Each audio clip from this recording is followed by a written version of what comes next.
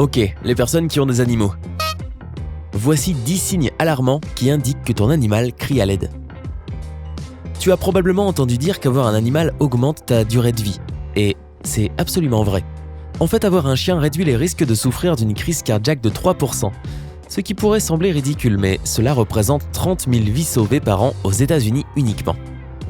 Ils font énormément pour nous, mais nos petits amis poilus pourraient également avoir besoin de nous pour protéger leur santé.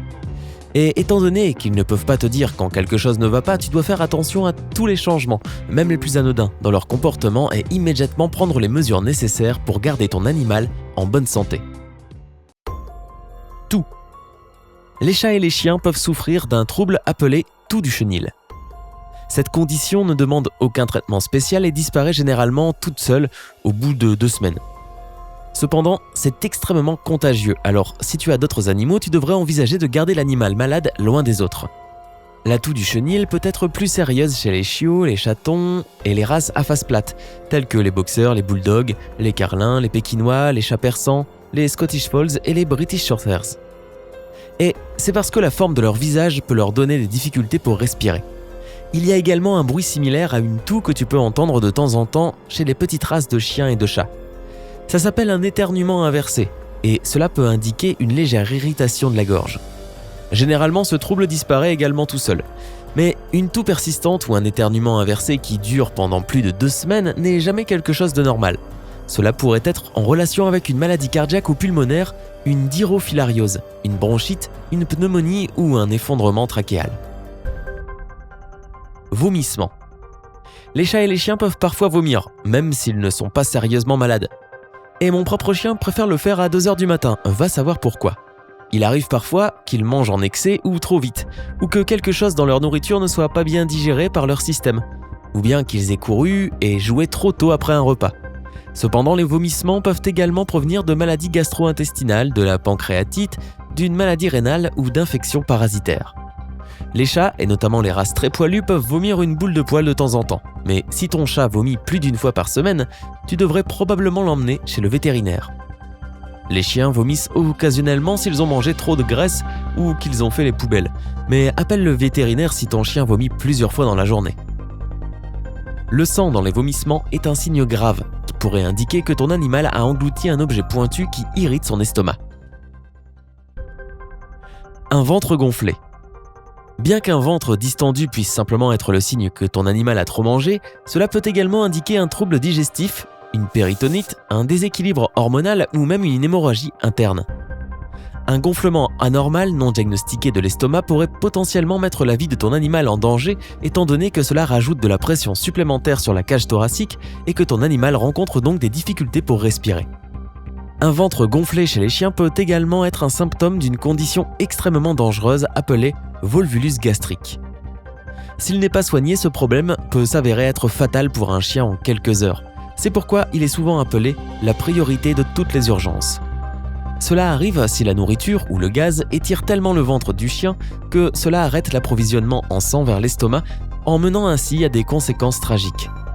Les ballonnements et le volvulus gastrique peuvent être causés par la déglutition d'air et le fait de faire trop d'exercice après un repas.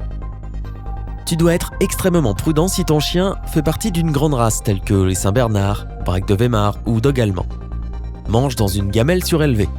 Reçoit un seul repas par jour. A tendance à manger vite. A un historique familial du volvulus gastrique ou des ballonnements. Et un senior. Le risque pour les chiens âgés entre 7 et 12 ans est le plus élevé. Léthargie. Si ton animal normalement actif refuse soudainement de jouer avec toi ou reste allongé toute la journée, cela pourrait être le premier signe d'un problème plus sérieux.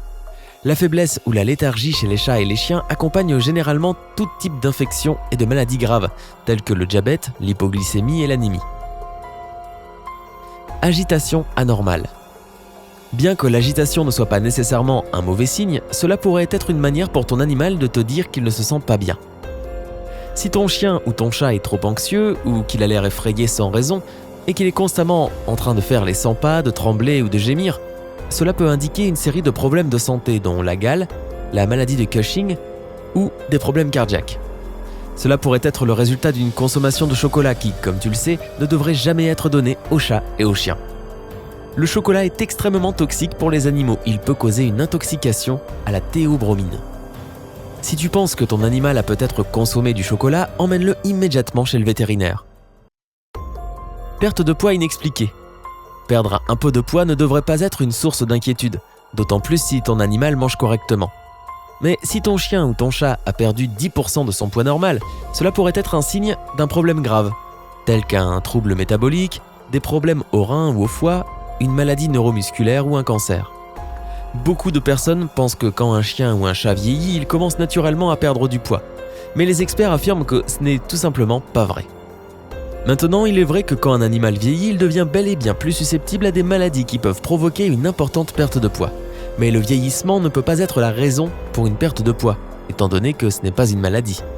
Alors si ton vieux chien ou chat a commencé à perdre du poids, va chez le vétérinaire.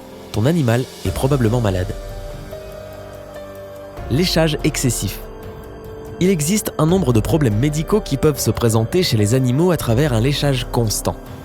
La raison la plus commune pour laquelle ton chat ou ton chien nettoie excessivement le même endroit pourrait être à cause de la douleur ou des démangeaisons provoquées par les puces ou une allergie. Occasionnellement, les chiens lèchent des surfaces étranges s'ils ont des problèmes gastro-intestinaux. Un léchage trop insistant chez les chats est souvent lié à des problèmes de santé mentale, tels que l'ennui, l'anxiété ou un trouble obsessionnel compulsif, TOC. Les chats d'intérieur ont plus de risques de souffrir de ces troubles que ceux qui vivent à l'extérieur étant donné qu'ils n'ont pas beaucoup d'activité physique.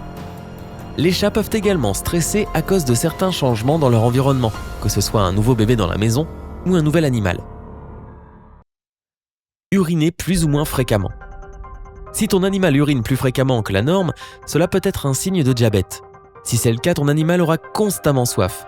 Sinon, uriner trop souvent peut indiquer une maladie des reins, du foie ou de la glande surrénale. Sois attentif pour savoir si ton animal propre a de plus en plus d'accidents à l'intérieur ou si ton chien commence soudainement à demander des promenades nocturnes pour faire ses besoins. En même temps, si ton chat ou ton chien urine très peu ou a des difficultés pour le faire, il pourrait souffrir de calculs vésicaux ou d'infections urinaires. Ces problèmes sont extrêmement douloureux et peuvent potentiellement mettre la vie de ton animal en danger. Les chats mâles sont spécialement sujets au développement de cristaux ou de cailloux dans la vessie, ce qui peut provoquer une inflammation de la vessie et une urine saignante. De plus, ce débris pourrait probablement boucher l'urètre en empêchant ton animal d'uriner. Si ce n'est pas traité, les conséquences pourraient être fatales en moins de 24 heures. Alors, va voir ton vétérinaire au plus vite. Perte de poils ou démangeaison. Si ton chat ou ton chien commence à perdre ses poils sur ou autour de ses oreilles, cela peut être un signe de puce, de tic, de mythe d'oreille ou de gale. Et si ce n'est pas le cas, ça peut alors indiquer des troubles endocriniens ou une infection fongique.